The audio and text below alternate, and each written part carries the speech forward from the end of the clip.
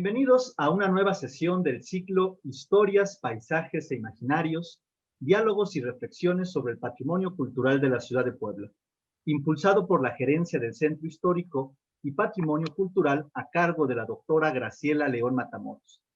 Este ciclo, inserto en el conjunto de actividades que fomenta la Gerencia vinculadas a la educación patrimonial, es un espacio para que investigadores de distintas disciplinas difundan al gran público en un lenguaje ameno la diversidad y riqueza de nuestro patrimonio.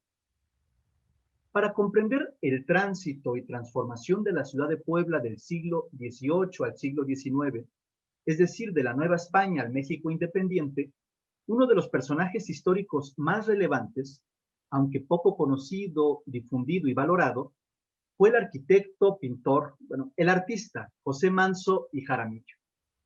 Para abordar al personaje y su obra, tenemos el honor de conversar con la doctora Montserrat Galí Boadella, quien es profesora investigadora titular del Instituto de Ciencias Sociales y Humanidades Alfonso Vélez Pliego de la Benemérita Universidad Autónoma de Puebla. La doctora Galí se ha caracterizado por una amplia trayectoria académica y cultural. Es licenciada en Filosofía y Letras por la Universidad de Barcelona, maestra en Comunicación Visual por la Universidad de Zagreb y doctora en Historia del Arte por la UNAM. A lo largo de más de 4 décadas de incansable trabajo, se ha consolidado como una autoridad en la historia del arte y la cultura en México. Entre sus publicaciones más destacadas, o al menos las que yo personalmente he disfrutado más, se encuentran Historias del Bello Sexo, la introducción del romanticismo en México, publicada por la UNAM en 2002, así como José Manso y Jaramillo, artífice de una época, publicada por la UAP en 2016. Estas obras que he enunciado nos han mostrado los cambios, las transformaciones y las sensibilidades del México independiente a través de investigaciones eruditas y de gran profundidad histórica. Sus trabajos, sin lugar a duda, han abierto nuevas líneas de investigación para el conocimiento del pasado y el presente cultural de nuestro país, y se han convertido en valiosos aportes para la disciplina histórica. Pues muchísimas gracias, doctora, por aceptar esta charla, y es un verdadero honor poder estar hoy con usted. No, al contrario, te agradezco mucho la generosa presentación que haces. Sí, efectivamente me atrae mucho esos inicios, ¿no?, de México, ese nacimiento de México como nación, a pesar de que me dediqué mucho tiempo a la historia colonial, porque es un periodo poco conocido, poco trabajado, poco comprendido, ajá, y bueno, me gusta, parece, meterme en berenjenales, pero explorar, ¿no?, esos campos poco trabajados. Y bueno, José Manso es el perfecto ejemplo de eso. Muy bien, bueno, pues empecemos con una pregunta sencilla, compleja, que tiene que ver un poco con el personaje, para dar unas pinceladas en cuanto a sus referentes biográficos. ¿Quién fue José Manso y Jaramillo? Antes de que me dé la respuesta, hay una presentación que usted me hizo el honor de compartirme. Las vamos a poner en pantalla para que también el público la pueda ver y pueda disfrutar esta presentación, ¿no? Entonces, la pregunta, vuelvo a insistir, es ¿quién fue José Manso y Jaramillo? Pues efectivamente, como dice el título, que realmente fue una sugerencia, ¿no?, por el guión, ¿no?, que me sugirió el doctor Jonathan, fue justamente José Manso y Jaramillo, el gran desconocido, porque es un desconocido grande, pero también un gran personaje, ¿no? Entonces me pareció que podía dar una idea, ¿no?, de lo que va a tratar esa charla, ¿no? Entonces, pueden ver ustedes, no sé, en la pantalla abajo quizá no sale, las fechas de nacimiento y muerte de Jaramillo. Manso y Jaramillo nace justamente en los años clave, ¿no?, de la Revolución Francesa, o sea, nace en un año, ¿no?, fundamental para la historia de Occidente, por lo menos. Y a pesar de su frágil salud, vivió muchos años, porque muere en 1860, que para la época ya era una edad avanzada, a pesar de que fue una persona, se supone, y todo el mundo corrobora esto, de una salud muy frágil. Pero yo creo que el trabajo es la salud. Entonces fue tan trabajador y tan entusiasmado, ¿no? de su trabajo, que yo pienso que eso le dio mucha vida. Entonces, si quieren, pasamos a la siguiente transparencia. Su firma muy artística, muy bonita, que no cambió prácticamente a lo largo de su vida. A veces tengo curiosidad de que esos grafólogos me hagan el análisis de su personalidad, ¿no? O que sería interesante. Fue una persona, como les digo, sencilla, afable, dedicada, piadosísima, nunca se casó. De hecho, parece que tuvo vocación de sacerdocio, pero por hacerse cargo de su mamá, viuda, hijo único, ta. Sin embargo, siempre estuvo, digamos, formando parte, de alguna manera, de la Santa Iglesia Catedral de Puebla. Primero como cantor, como salmista, que se les llamaba ya en esa época, por lo tanto acudía varias veces al día a la catedral a hacer sus rezos junto con los canónigos, y después posteriormente en su trabajo que vamos a ver de remodelación de esta obra, ¿no? O modernización, porque realmente de eso se trató.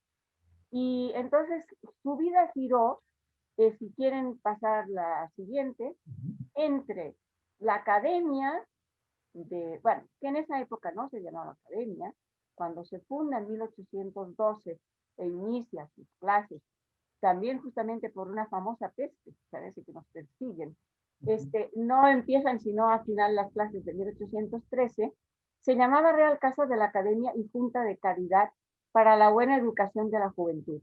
Fue, como ustedes saben, una fundación del padre Jiménez de las Cuevas, y que tenía como objetivo, es muy interesante porque esto lo retomará con criterios ya más modernos posteriormente Manso, y es muy importante porque estamos viviendo momentos curiosamente muy parecidos, en que por la abolición de los gremios, los jóvenes andaban sin oficio ni beneficio, o sea, eran ninis de la época, porque ya no encontraban trabajo en los talleres gremiales, ¿no? La manufactura, ¿no? Estaba, ya lo veremos, en un momento de transición, que implicó muchos despidos de las tradicionales manufacturas. Y entonces la preocupación de Jiménez de las Cuevas fue precisamente crear una institución en donde también se daban clases de dibujo, que era fundamental. Tú no podías aspirar a ningún trabajo si no sabías dibujo, vaya, como hoy día computación, así de plano, ¿no? Entonces, clases de dibujo en las mañanas y en las tardes para los artesanos, y poco a poco, lógicamente también clases de arte, entre comillas, ¿no? Y ahí fue donde Manso entró como profesor de dibujo, sin cobrar nada, ningún maestro cobraba nada, como profesor de dibujo y de orfebrería, o sea, de un oficio que en esa época todavía era muy importante.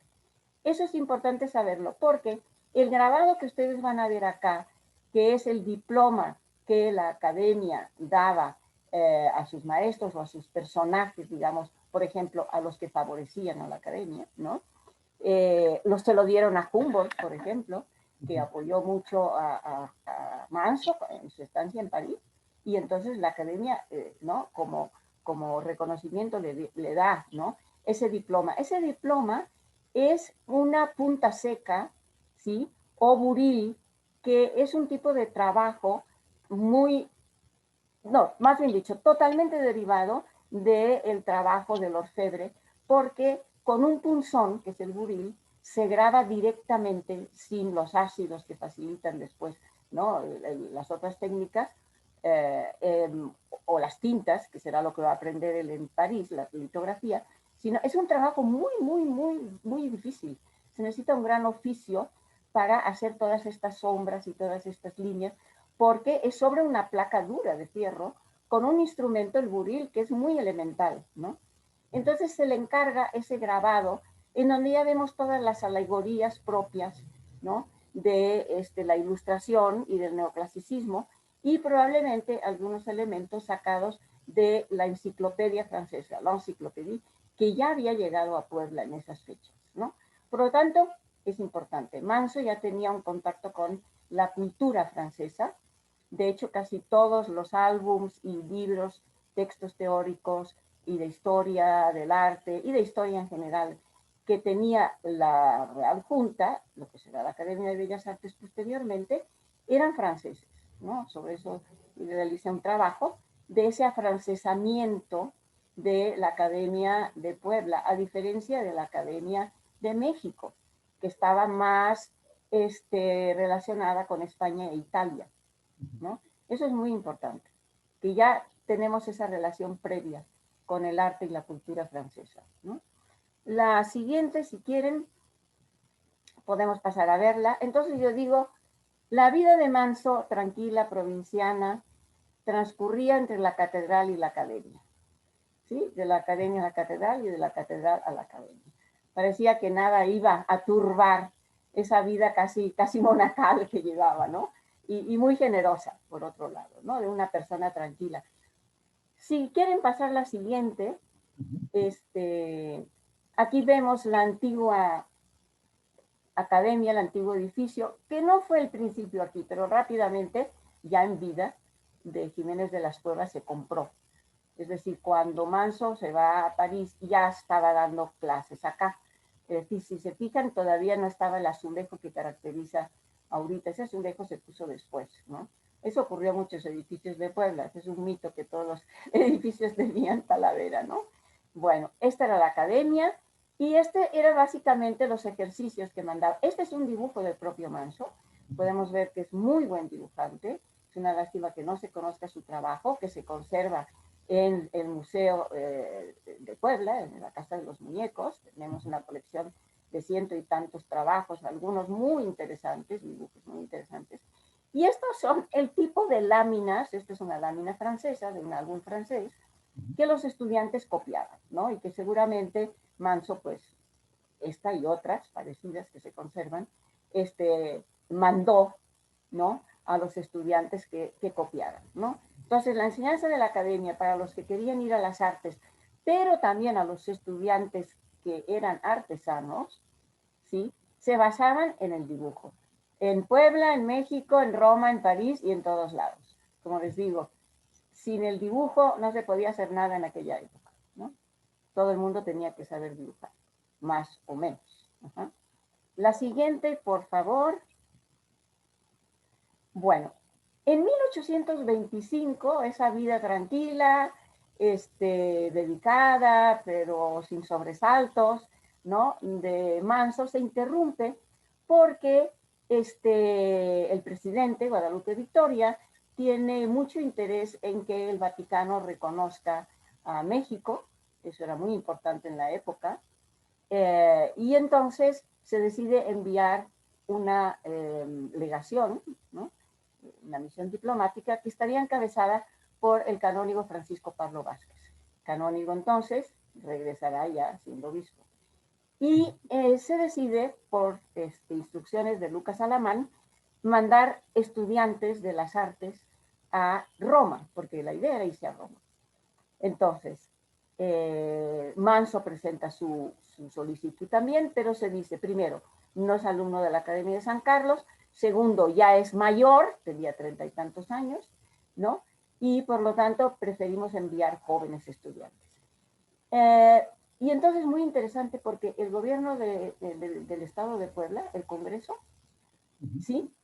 Sabe de este hecho, se reúne, votan y deciden pensionar a Manso para que vaya con Vázquez a Europa a estudiar. En principio a Roma, que era la meca del arte en aquella época. Y la catedral también decide mantenerle su sueldo. El sueldo de Manso eran 300 pesos al año, era un peso al día, que era como para mantenerse decorosamente, y deciden mantenerle el sueldo. De manera que él se va con una pensión del Congreso y su sueldo de la catedral. Y se va acompañando a Vázquez. Hacen el viaje de Veracruz a Nueva York. Eran tramos cortos porque piensen que tenían que llevar la comida, tenían que llevar gallinas, pero vivas, porque no podían estar días y días con las, ¿no? En alta mar con la carne echándose a perder. No había refrigeración en la época, ¿no?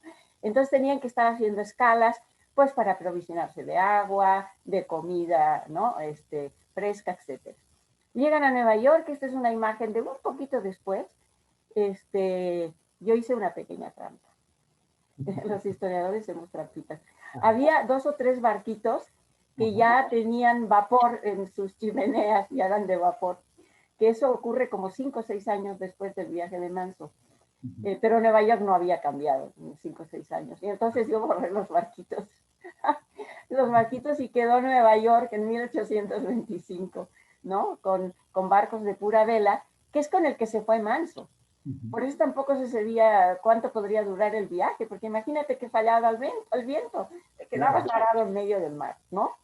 Entonces, bueno, llegan a Nueva York, los ponen en cuarentena, entonces se ponía todo el mundo en cuarentena, hubiera o no hubiera peste, por si acaso, antes de bajar del barco, y ya se aprovisionan, y los días que están en Nueva York, él los aprovecha para visitar Nueva York. Nueva York no era entonces el principal centro cultural de Estados Unidos, era Filadelfia, pero era ya una ciudad muy importante. Y Manso escribe una carta explicándolo. Eso es muy importante porque después él va a poder comparar Nueva York, que ya era una ciudad importante, Londres, a donde va a llegar unas semanas después, y París. Es decir, no era un provinciano que llegaba así y aterrizaba de Puebla a París, sino que ya había visto un poco de mundo, ¿no? El viaje duró entre mayo y agosto, para que vean que duraba mucho, mucho tiempo. Si quieres pasar la siguiente. Y en Londres se quedó fascinadísimo con la calle, bueno, primero con el ferrocarril que se estaba construyendo. Vio cómo se construía desde el puerto donde llegaron hasta Londres, y bueno, estaba fascinado con el camino de hierro que se llamaba, ¿no? Y lo que más le gustó de Londres fueron esas columnas de la casa de la calle del Regente, la famosa Regent Street, que eran de hierro colado. Hierro colado. No eran de mármol, ni eran ¿no? de piedra, ni nada, hierro colado. Es decir, lo que le empieza a llamar la atención realmente es la tecnología, la modernidad, ¿no? Eso es muy interesante. En cambio, por ejemplo, de la catedral de San Pablo, ¿no? Que era desde luego un monumento importante, clásico y todo, de repente es medio crítico, ¿no? Por ejemplo, de las esculturas, esculturas donde está el almirante Nelson y todas estas de sus tumbas, ¿no? De algunas dice, son tan frías que son más frías que el muerto, dice. Eso es simpático en sus comentarios, ¿no? Vas descubriendo en su correspondencia el Manso más vivo, más entrañable, más personal, ¿no? Y hace comentarios muy simpáticos, ¿no? Lo cual quiere decir que él ya tiene, a pesar de todo, una cierta reticencia hacia el neoclasicismo, ¿no? O sea, está consciente de esa frialdad, ¿no? Del neoclasicismo. Dice, pues sí, las esculturas son perfectas, dice, pero más frías que el muerto, ¿no? Entonces, muy, muy interesante. Cuando llega a París, que sería la siguiente, en su carta dice, llegamos a esta el 11 del pasado, o sea, la escribe en septiembre del mes de agosto, y dice, llegué empapado, porque todo el viaje desde Calais hasta París llovió, llovió y llovió, y todo se mojó. Yo llegué mojado y toda mi ropa llegó mojada, ¿no? Dice que parecía que me hubiera estado bañando, ¿no? Y yo creo que ahí fue donde empezó él ya a tener problemas de salud, ¿no? Porque desde el primer día empieza que tose toda la noche, en fin. Escribí una ponencia nada más sobre las enfermedades de Manso en París. No, porque es interesante para la historia de la medicina, ¿eh? Claro. Para la historia de la medicina, muy interesante. Para Bueno, la historia de la medicina, para la historia de la experiencia de estos hombres o estos poblanos que de repente sí, conocen el mundo y se van enfrentando a distintos climas, distintas sí. realidades. No, bueno, odiaba el barro de París, no voy a entrar en eso, pero en cada carta dice, esto parece una saúrda, me he tenido que comprar botas nuevas. ¿Por qué? Porque no estaba adoquinada a la ciudad de París, no estaba adoquinada. Claro. Y entonces cuando llovía, era aquello un lodazal, cosa que uno no se imagina, ¿no? Y dice, bueno, ¿cómo? Esa ciudad, ¿no? Era un lodazal, pues sí. ¿Y qué es lo que más le gustó? Después lo vamos a ver, porque es muy interesante en ese grabado, que yo creo que sí, más o menos de los años finales de los 20, tenemos la construcción de los puentes, que fue otra cosa que le llamó mucho la atención, o reparación de los puentes, ¿no? Entonces, bueno, aquí está la Cité con la iglesia de Notre Dame, etcétera, ¿no? Bueno, esta era la ciudad de París. Y pasamos a la siguiente. No me voy a poder detener demasiado. He escrito, lógicamente, en el libro y he presentado alguna ponencia sobre su estancia en París, pero quisiera hablar de aquellos aspectos que él estudió en París y que después van a servir para esa transformación o ese proyecto, ¿no? Para la modernización y también la elevación del nivel artístico, ¿no? De elevar el nivel artístico en Puebla. Bueno, una de las cosas que visitó fue, como digo abajo, el modelo que le sirvió fue el Conservatoire des Arts et Métiers de París, que había sido fundado por el abate Gregoire, un personaje por el cual había sentido gran fascinación Vázquez, por cierto, porque es uno de los teóricos de la Iglesia Nacional. Y Vázquez llega a decir, a ver, si Roma, que Roma no le da pasaporte, no les da entrada a Vázquez y a su comitiva, si Roma no nos reconoce, pues bueno, una opción es una Iglesia Nacional. Esa es una parte muy poco conocida de Manso y muy interesante. Lógicamente, los conservadores, llamados conservadores en México, no existían oficialmente. Se ponen sus manos en la cabeza de pensar semejante barbaridad, ¿no? Pero es interesante y de hecho tengo dos cartas en donde Vázquez manifiesta que quiere conocer al abate Gregoire, que había firmado la muerte del rey, que no va de broma la cosa, porque era diputado cuando la revolución. Pero él era un hombre muy culto y muy preocupado, igual que había sido Jiménez de las Cuevas y el propio Manso, en qué hacemos con la gente joven en esa transición a un modelo económico, ¿sí? Industrial, ¿sí? Nuevo. ¿Qué hacemos? Sin gremios, ¿a dónde va esa gente?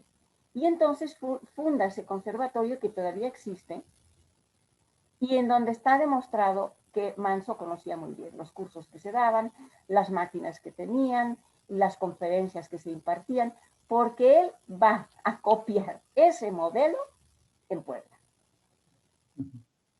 Y es un modelo que, bueno, es el primer museo de Puebla, que se instala en 1827, recién llegado, el mismo año que regresa él de París, y permanece en el Carolino hasta 1843, que ya el museo, una parte se va a la Academia de Bellas Artes y la otra finalmente va a ir a diferentes museos, como puede ser la misma Casa de la Fenicia. Gran parte de las piezas, ¿no? De Manso se van a ir ahí. Bueno, la primera cosa que hace, y por eso yo digo, bueno, es importantísimo es evidente que el objetivo principal artístico de Manso era aprender la litografía. Al mes de haber llegado a París, ya le dice a Vázquez que se había quedado en Bruselas, porque Londres era tan caro que no se podían quedar. Entonces le dice a Vázquez, ya he copiado, y yo digo, eso es espionaje industrial, y ya he copiado una prensa litográfica, he ido a un taller y la he copiado. Pues era imposible pensar en comprar una prensa así. Sí, el gobierno lo va a hacer con Linati, que le va a dar el dinero para comprarla, eso no tiene mérito. Pero Manso la va primero a piratear y posteriormente lo vamos a ver, va a comprar el manual de Engelmann y va a visitar a Engelmann, que es el gran litógrafo de la época. O sea, algo que nunca Linati hizo, Linati no fue el litógrafo, pero ese es otro tema. Realmente Manso fue el primer litógrafo. En el mes de septiembre ya había hecho una lámina litográfica que le va a enviar a Vázquez. Ajá. Estamos en 1826, ¿sí? Cuando todavía se le muere el litógrafo al pobre Linati y tiene que aprender a ver cómo le hace la litografía porque él no sabe. Y finalmente por eso en gran parte se va de México, porque no sabe, ¿no? Entonces, ahí está Manso en París empeñado en aprender y en obtener el secreto de la tinta litográfica, que se la va a sacar a Engelmann. Yo no sé cómo se lo hizo, pero bueno. Entonces, En cuanto a la parte arquitectónica, hay que hacer una distinción que no se conoce en la época.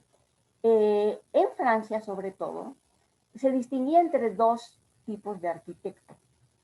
Uno que es más ligado a la ingeniería, y muchos de los arquitectos en realidad eran ingenieros y formados en academias militares, y otro, que es lo que va a ser Manso, el arquitecto de ornato. Así le llaman los tratados franceses. El arquitecto de ornato es, para los tratadistas franceses, el que tiene valor artístico. El otro no, el otro son simples cálculos, Claro.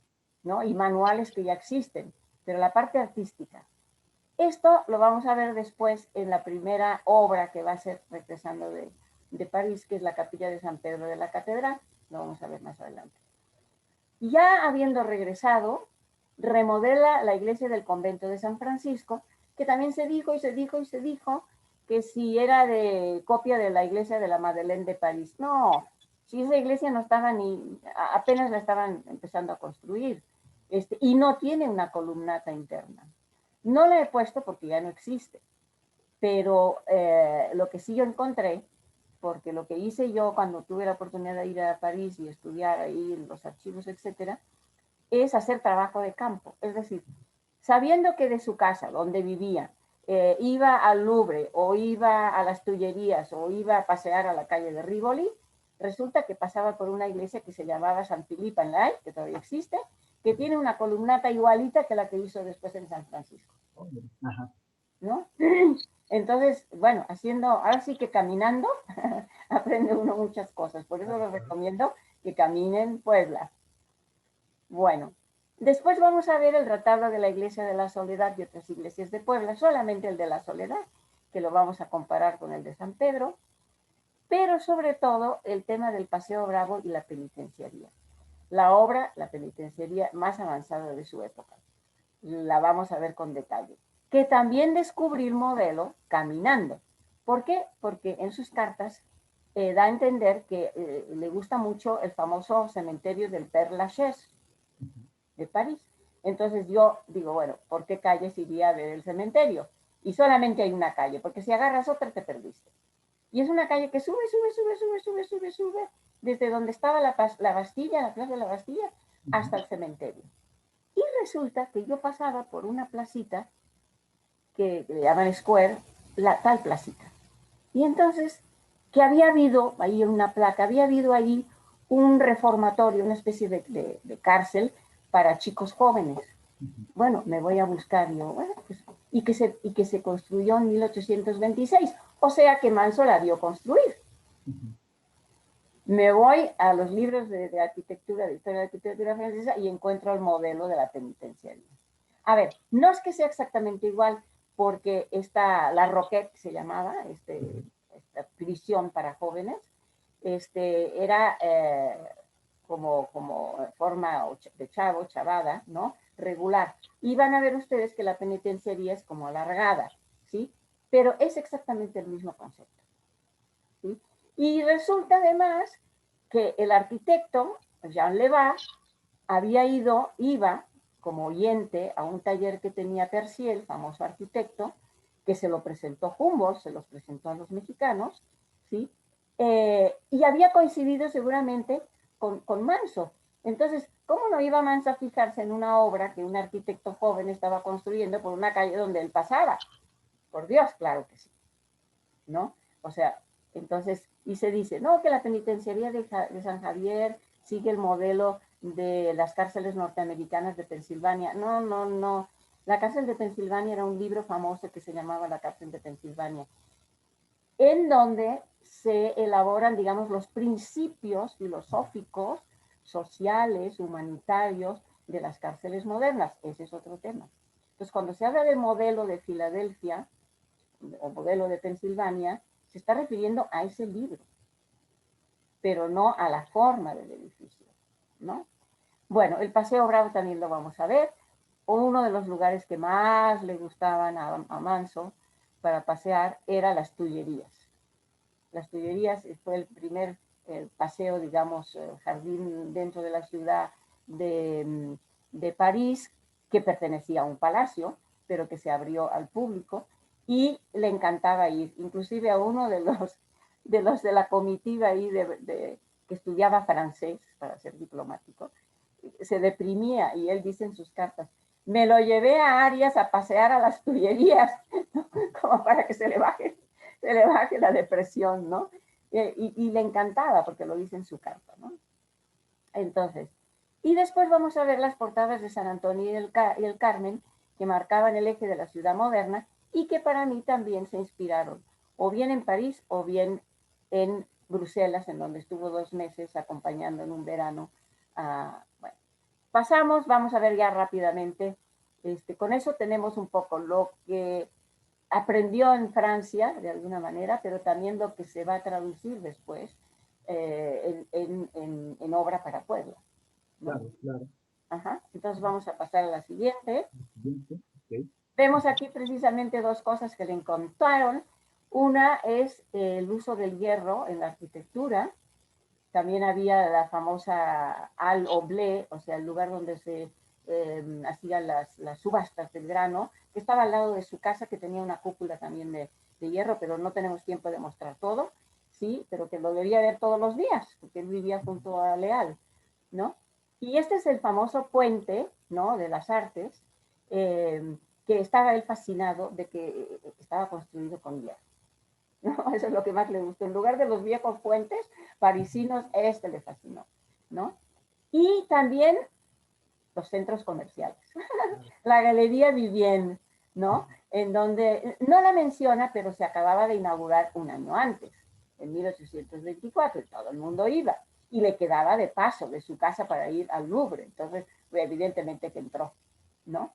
Esta es una foto que yo hice, reciente, se conserva muy bien, original, digamos, y esta es un grabado de la época, en donde no se ven las puertas porque están abiertas, pero en un momento dado dice que le gustan mucho las puertas de fierro. Recordemos que en Puebla todas las puertas son de madera, y aquí tenía unas puertas que era una aleación de cobre y otros metales, ¿no?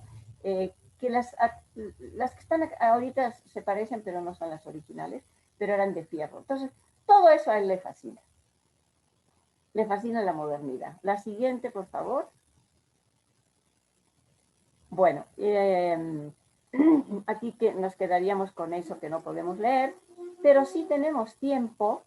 Esto es un informe, el resumen de un informe que Manso le hizo, está firmado por el propio Manso, digamos, ¿no?, para los informes anuales que presentaban los gobernadores. ¿Por qué? Porque todo esto que él había aprendido y ensayado, ¿sí?, era con dinero del Estado de Puebla.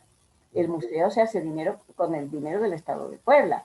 Es decir, él tiene, por lo tanto, también que informar al gobierno de cuáles son los resultados, ¿no?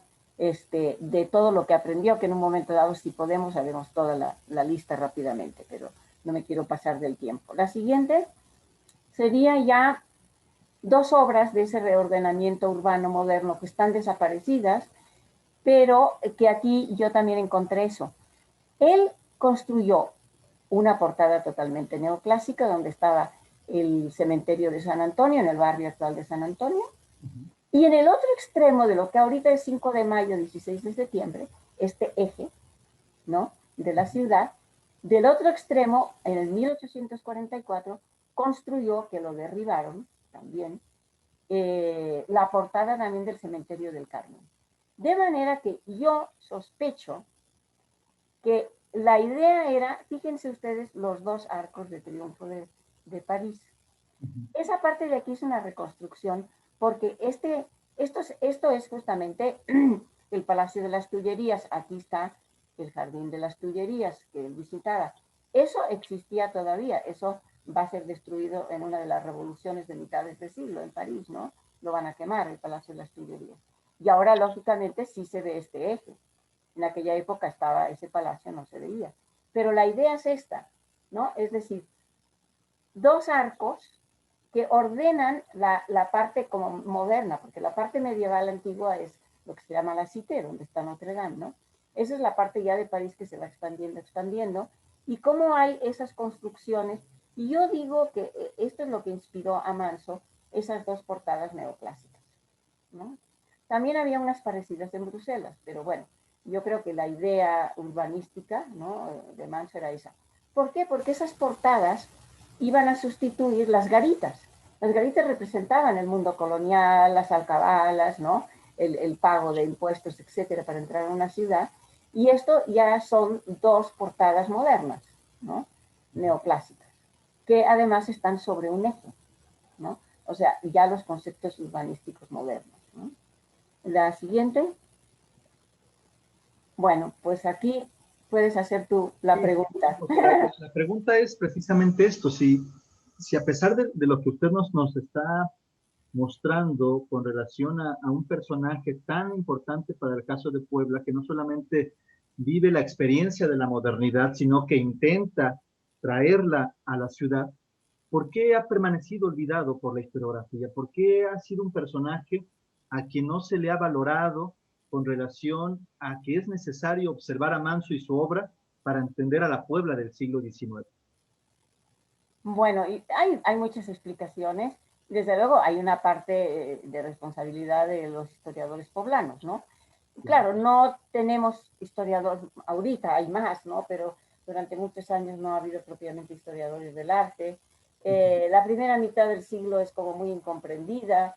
Es difícil entender cómo se pasa de ser un súbdito a ser un ciudadano, ¿no? Claro. Es algo que todavía cuesta. Y hay países donde todavía no lo entienden, por ejemplo en España, ¿no? Todavía son súbditos y no aprenden a ser ciudadanos.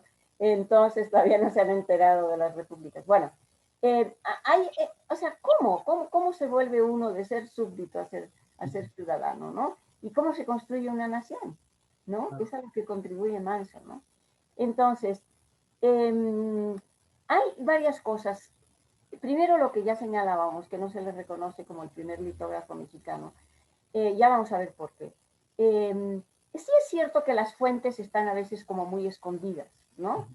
Yo agradezco mucho, aunque yo ya sabía de autores del siglo XIX que le reconocían a Manso, todavía se preguntan, ¿y dónde aprendió la litografía Manso?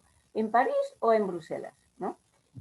Bueno, ya las cartas que ella justamente me dio ahora sí que el tip me lo dio nuestro compañero Sergio Rosas.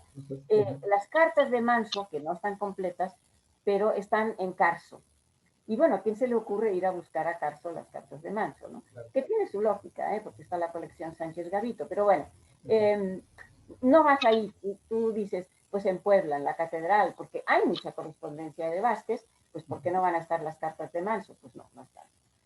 Entonces, no se reconoce como el primer litógrafo mexicano. En estos últimos 40, 50 años ha habido mucho interés en México por la litografía. Nunca se menciona al pobre Manso. Pero ahí estaba la información. Pero bueno, se descubre a Linati y todo el mundo se engolosina con Linati, que es un personaje realmente fascinante. Pero no es litógrafo, punto, ¿no? Y se ha Es otra convertido cosa, pero no litógrafo, y menos el primer litógrafo, ¿no? Y bueno, Oaxaca, el primer litógrafo mexicano, ¿no? Es un oaxaqueño que aprendió con Linati. Pues pobre, que aprendería, porque Linati no tenía idea, ¿no? Pues no es el primero es Manso. En 25 ya hace varias litografías. En 26 ya envía una litografía a la academia, todavía vivía Jiménez de las Cuevas, y en una reunión de la academia se exhibe como en una exposición. Señores, ya tenemos aquí, ¿no?, un litógrafo mexicano que ha aprendido de en París. Todo eso está documentado. O sea, eso no estaba oculto, está documentado. Pero pues nadie lo leyó, no sé. Bueno, después hay otra cosa muy importante, la mala valoración e incluso desprecio por el neoclasicismo. Yo me he vuelto una defensora del neoclasicismo, no porque me guste el neoclasicismo, que me acabó gustando al final algunas cosas, pero sí para entenderlo. Porque, por ejemplo, en el caso de Puebla, ¿cómo podemos entender esa primera mitad del siglo XIX, precisamente, si rechazamos, nos negamos a entender el neoclasicismo, ¿no? Entonces, y el neoclasicismo, no me voy a extender, tiene muchas virtudes que coincidían justamente con las virtudes republicanas, ¿no?, que se estaban tratando de difundir. Y bueno, ligado con eso, se lo culpa de ser el destructor del arte barroco en Puebla. Entonces, cuando empieza la moda del arte barroco, que había sido despreciadísimo, ¿no? Pero ahora es la moda, porque alguien decide que es el que representa realmente el espíritu del mexicano, porque el neoclasicismo es impuesto. No, bueno, pues si el barroco no es impuesto, ¿no? Si el barroco Moctezuma lo inventó, o sea, por Dios, ¿no? O sea, por Dios. Ahora, entonces, pero hay esas como visiones, ¿no? De repente viciadas, ¿no? De un determinado problema que no te permiten ver lo otro, ¿no? Eso los historiadores lo sabemos y a veces caemos en ese defectito, pero bueno. Ahora, mi mayor crítica, que no les gusta nada a los de la Ciudad de México. La historia del arte se ha hecho desde la Ciudad de México, como otras historias también, ¿no? O sea, desprecian totalmente los archivos, los artistas, ¿no? Son capaces de escribir sobre Puebla sin haber nunca entrado a un archivo de Puebla y tú dices, bueno, ¿cómo le hacen, no? Híjoles, ¿no? Qué listos son. Bueno, entonces los estudiosos del arte en México no toman en cuenta lo que pasa en la provincia, porque hay una visión centralista, ¿no? Lo que no ocurre en la Ciudad de México no existe, punto. Eso es lo que digo yo para simplificar, ¿no? Entonces, bueno, pues como Manso fue un artista provinciano, pues mala suerte, ¿no? Pasó desapercibido. Estas son algunas de las cosas, porque hay otras que están un poco más sutiles, pero que yo creo que explican, ¿no? En gran parte que sea un artista olvidado. Claro, pero que al mismo tiempo incentiva a seguir observando y trabajando la historia del arte desde la provincia para ir encontrando cosas distintas, e ir comparando, e ir contrastando, que creo Es que que eso es... además es un anacronismo, porque ahora sí parecería que todo llega por el aeropuerto de la Ciudad de México, Claro, pero, claro, pero antes no, todo llegaba por Veracruz. sí, Los primeros grandes compañías de ópera y teatro, las bailarinas, las primeras funciones de ballet romántico se dan en Veracruz y en Puebla, claro. porque van pasando y van haciendo funciones y un mes o 2 meses después llegan a México. Nosotros vimos primero a las grandes bailarinas, ¿no? De ballet romántico, por ejemplo, Giselle y todas estas, las vimos primero nosotros, Claro, ¿no? claro, claro. Pero, o sea, no les cabe en la cabeza. No, ¿cómo? Tenían que llegar primero a Bellas Artes, ¿no? No, por Dios, o sea, Claro. no, no, no. Muy bien. En su trabajo, usted también define a José Manso como el artífice de una época, Ajá. que es un concepto que me gusta mucho porque atrapa precisamente al lector y te ayuda a entender entonces los aportes de este personaje. Sí, Y la pregunta que surge, sí, me en gustaría, la diapositiva siguiente también he sí, simplificado un poco, pero lo voy a ampliar, ¿no? perfecto, ¿no? Eh, con relación a cómo podríamos definir o cómo nos podría usted ayudar a entender, ¿no? A la gente que nos está escuchando y viendo, cómo se define o cuál es el concepto de un artista que vive en transición precisamente entre el siglo XVIII y el siglo XIX, aquel que está encontrándose con la modernidad, pero que todavía tiene muchísimos elementos que lo jalan hacia el pasado y que está en ese momento intermedio. Ajá. Bueno, eh, toqué aquí sobre tu pregunta algunos puntos, ¿no? Que de alguna manera hemos adelantado ya, Claro, ¿no? claro. Este, la primera que es capaz de hacer esa transformación de un neoclasicismo académico, Uh-huh. ¿no? Frío, basado en modelos europeos que a su vez son un invento, ni creas, de lo que pudo ser Roma o Grecia, Claro. etcétera, ¿no? Lo que ellos pensaban que era griego no tiene nada que ver con lo griego, ¿no? Pero bueno, este es otro tema. Es capaz de hacer esa adaptación, ¿no? A un estilo propio ya con influencia del naciente romanticismo. Por ejemplo, una cosa que no se sabe, que también aprovecho para decirlo, es que Manso se fascinó con el neogótico, por ejemplo, que es un típico, estos neos, ¿no? Y sobre todo el neogótico es un típico estilo o movimiento romántico, ¿no?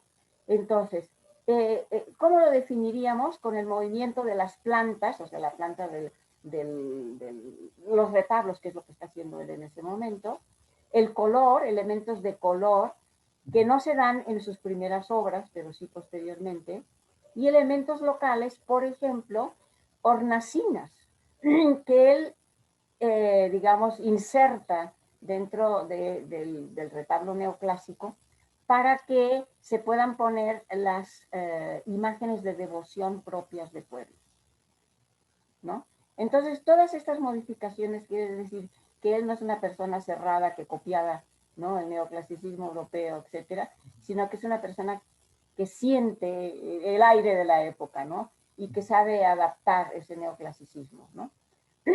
Bueno, la segunda cosa, la preocupación por los espacios públicos y por los monumentos de carácter nacional.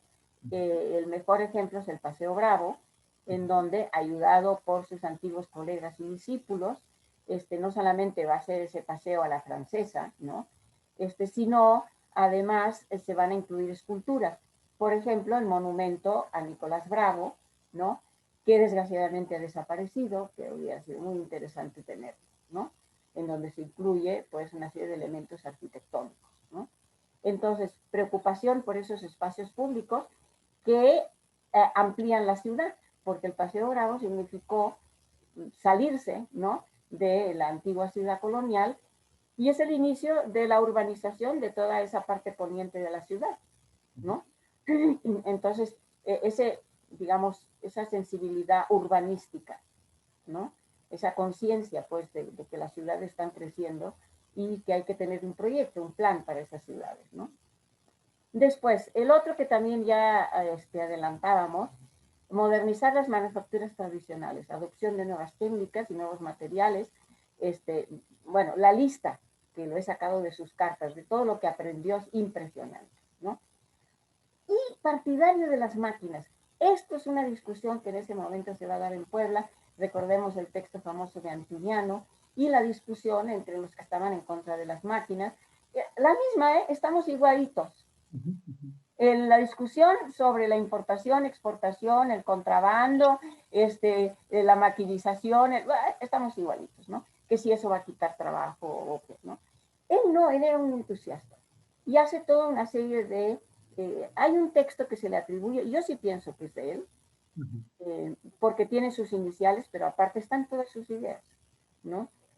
Sobre que eso no es cierto, ¿no? Que la modernización lógicamente implica una crisis, pero que a la larga está en forma de diálogo, una forma muy de la época, y precisamente lo que él dice es, bueno, es que lo que tenemos que hacer es preocuparnos por la nueva formación del artesano después de la desaparición de los gremios. Claro que no los podemos lanzar al mercado, como diríamos nosotros, sin formación, ¿no? Y de ahí la importancia, porque en su conservatorio, del que hemos hablado, museo y conservatorio, se daban clases de fábrica de vidrio plano, por supuesto de litografía, por supuesto de todas las técnicas que él había aprendido en su estancia en París, de, por ejemplo, el uso de nuevos tintes para la industria textil, ¿no? En lugar de que fuera el famoso rojo de la cochinilla, una semilla que se trae de Francia, que se llama garanza, que da el rojo, pero además no despinta. O sea, todo eso lo trae de Francia porque está preocupado por todas estas manufacturas, ¿no? Y por todo ese tema de incluso piezas de recambio para los nuevos telares. Él las aprende allá, ¿no? Todo eso está perfectamente explicado en su correspondencia, ¿no?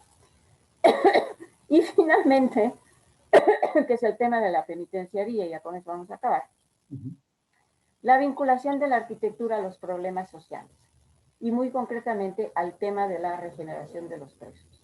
Claro. En lugar de tener a los presos, todos hacinados, hombres, mujeres, niños, asesinos, uno que había robado una gallina junto a un asesino, etcétera, todos en los mismos patios, juntos y revueltos. Se piensa que ha sido muy criticado, ya lo sabemos, por el Monsieur Foucault, ha sido criticado el que cada preso tuviera su propia habitación y sus horas de aislamiento, pero también su regeneración en el sentido de aprender un oficio, volvemos a lo mismo, ¿no? Que también ha sido criticado, porque sí es cierto que hubo empresarios que se aprovecharon, les dieron la oportunidad de que les dieran trabajo a esos presos y ellos, bueno, ya sabemos, los humanos tenemos buenas ideas y de repente lo corrompemos todo, pero la idea era excelente. La idea en principio era humanitaria. O sea, esa gente se pueden regenerar y hay que prepararlos para la vida moderna. Y eso Manso, junto con Vázquez, porque Vázquez era su mentor en todo esto, compraron cantidad de libros sobre ese tema en Europa.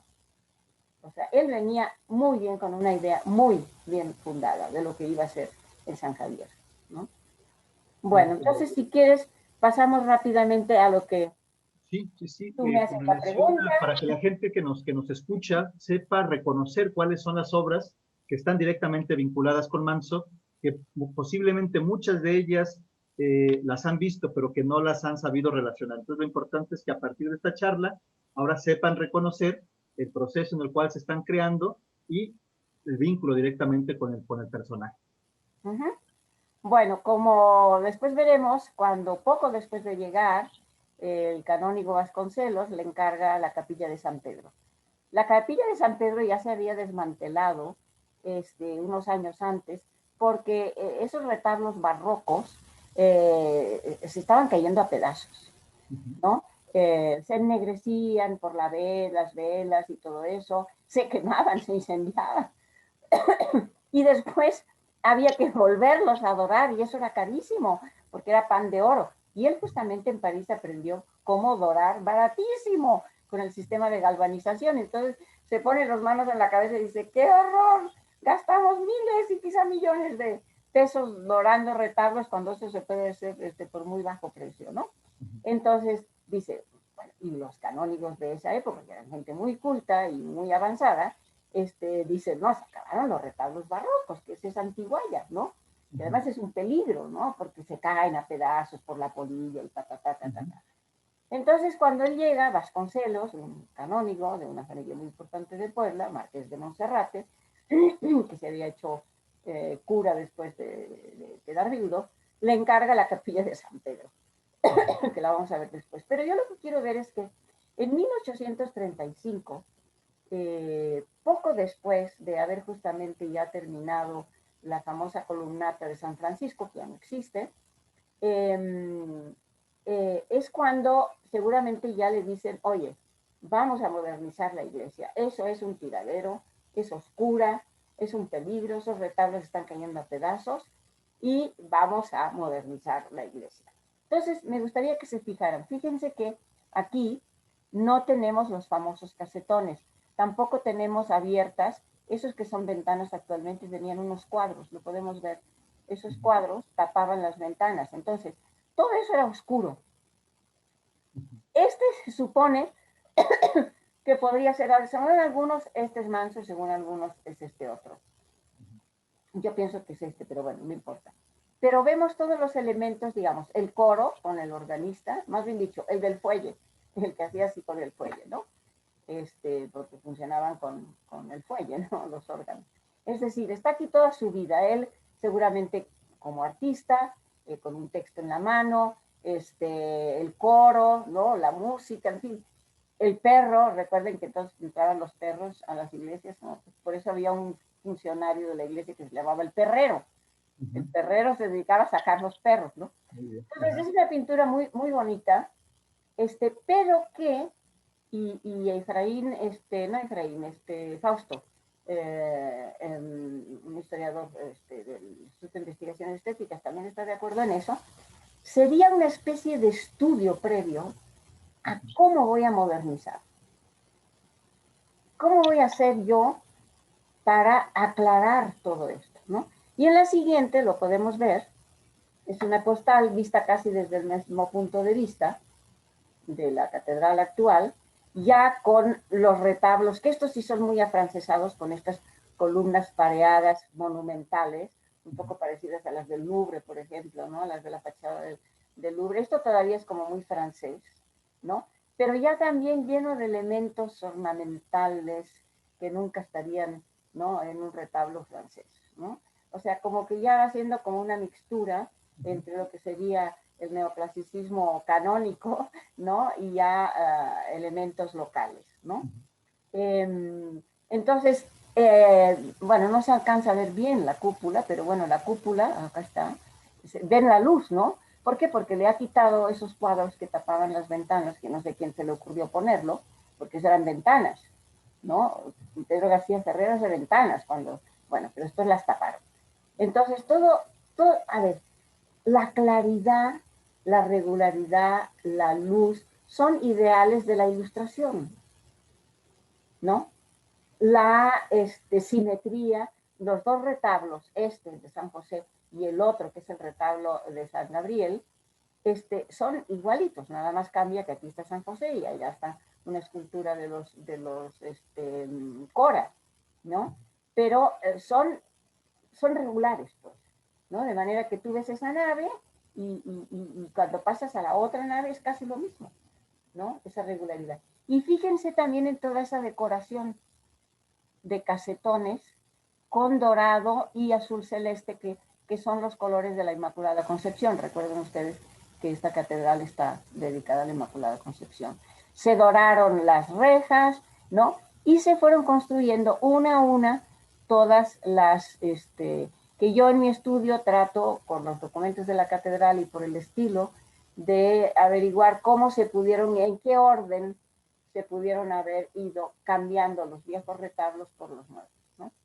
Entonces la siguiente, ya para terminar, ya estamos llegando casi a la hora, perdón. Bueno, esta es la primera iglesia, la de San Pedro, perdón, capilla de la catedral, todavía muy austera, aunque ya con hornacina para la figura de San Pedro. Y esta es casi 10 años después, es el dibujo que la pueden visitar de la Iglesia de la Soledad, con el retablo que se le va a encargar a Manso. Si se fijan ustedes ya, ¿no? Es lo que les decía, la gran cantidad de esculturas que habría hecho un arquitecto canónico neoclásico. Para afuera todas las esculturas que no son necesarias. Estos angelitos de aquí van para afuera, las hornacinas también, ¿no? Todo eso va para afuera, limpiadito, limpiadito. La hornacina con la Virgen de la Soledad, ¿no?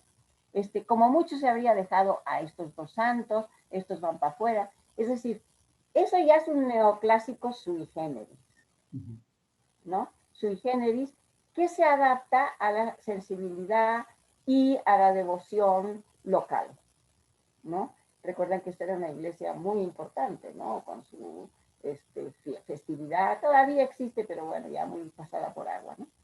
Y ya, para terminar, la penitenciaría, este es el plano original, este es el panóptico. El panóptico no es nada más una estrella, la forma de estrella que sí tiene, por ejemplo, Lecumberri, que es como 10 años después Lecumberri, ¿no? Sino que panóptico quiere decir que desde un solo punto, en ese caso esa especie como de torre de vigía, en el centro, se puede vigilar, ¿no? Estos son los talleres, este es el patio, ¿no? Y las celdas. Celdas que en un principio eran individuales, después, como siempre, áreas también de talleres, enfermería, ¿no? Comedores, etcétera, etcétera, ¿no? Entonces, este es el original. Esta es una fotografía del interior. Pueden ver que esta torre ya, y este pasadizo no existe. Y la siguiente, que nos ubica en un grabado donde vemos, esta sería la calle 11, perdón, 11, esta sería la 13, ¿no? Y esto es el Paseo Bravo, en donde empiezan a crecer los arbolitos, ¿no? Porque estaba, digamos, como recién prácticamente hecho, tenía menos de 10 años, y es exactamente unos meses antes de la toma de los franceses. Se ve el edificio todavía en construcción. Ajá. Lo estamos viendo, digamos, desde el lado sur.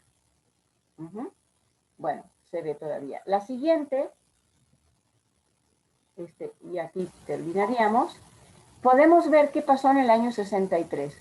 El conjunto de lo que es el Colegio de San Javier y la penitenciaría, que ya está marcada y que sí viene con torre, ¿eh? Y viene con torre, eso es importante. Por lo tanto, sí puede haberse construido. Ese sería como el pasillo, el puente que llevaría a la torre. Se convirtió en una fortaleza, en un fuerte. Aquí se hicieron unos muros para protegerlo y fue lo que se llamó el fuerte de Iturbide. para enfrentar a los franceses que bajarían del Cerro de San Juan, de lo que es ahorita La Paz. Ajá, por ahí bajaron y cañonearon los franceses, ¿no? Aquí está de estilo francés totalmente, ¿no? El Paseo Bravo, que estaba todavía en ciernes, como hemos visto en la litografía, ¿no? Esta es una maqueta que se conserva hecha por el mismo Manso, ¿no? En donde vemos la cruz guía y vemos las famosas escaleras, los que tuvieron la oportunidad, esas escaleras que suben, ¿no? En las esquinas, ¿no? Que se conserva en la Casa del Alfeñique. Es evidente que venían del Museo y Conservatorio, ahí deben haber estado, ¿no? Ese es el plano de Careaga, ¿no? Y esta es la penitenciaría después de la toma de Puebla, que es una foto muy, muy conocida, ¿no? Que sí quedó destruido, pero si vemos la litografía, no tanto, porque eso también parecía como que estaba todavía medio en construcción, ¿eh? Porque este es el lado sur, este es el lado poniente, ¿no?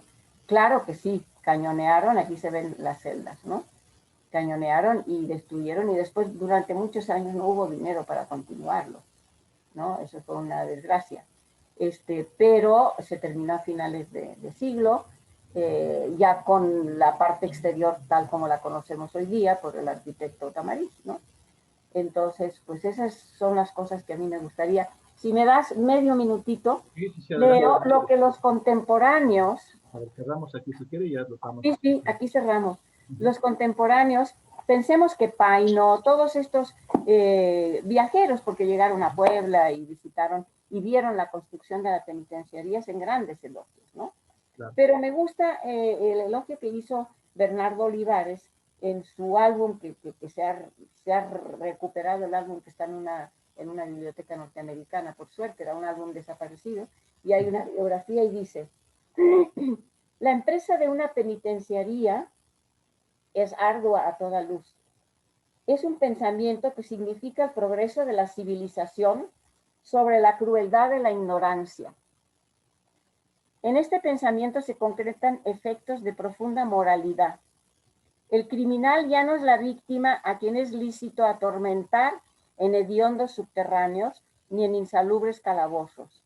Es un ser degradado que se ha hecho digno de castigo, pero que también lo es de la solicitud social.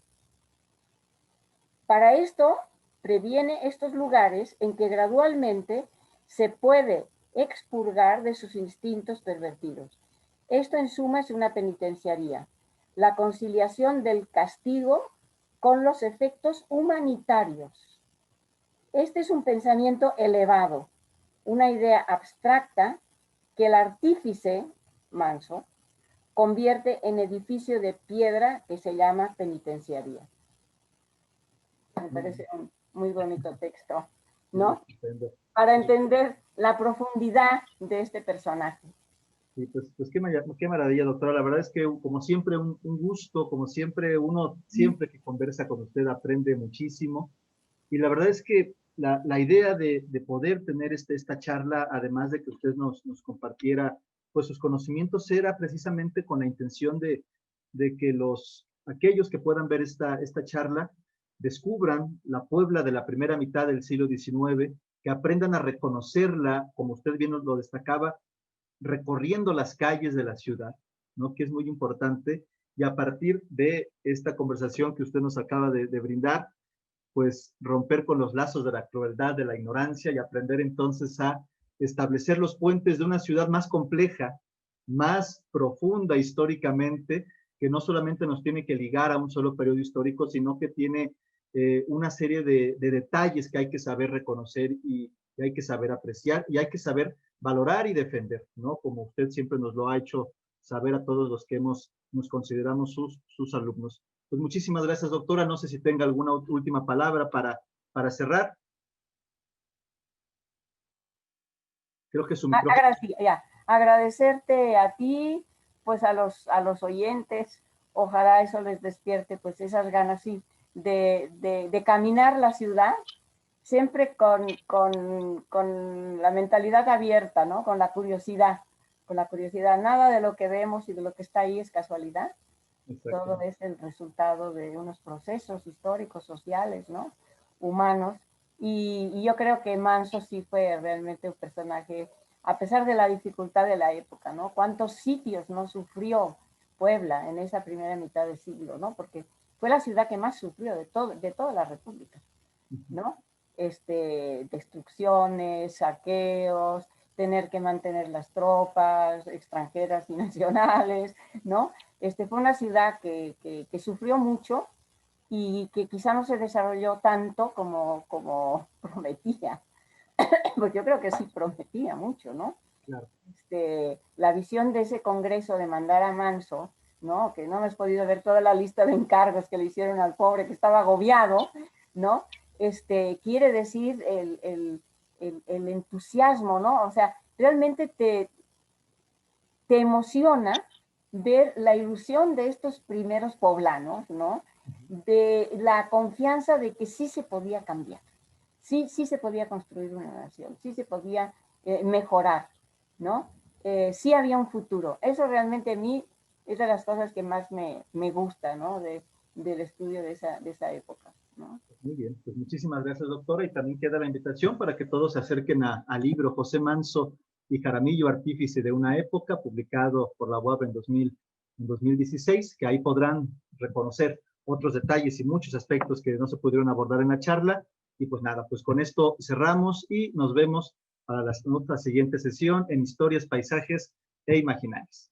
Hasta la próxima. Hasta la próxima, gracias.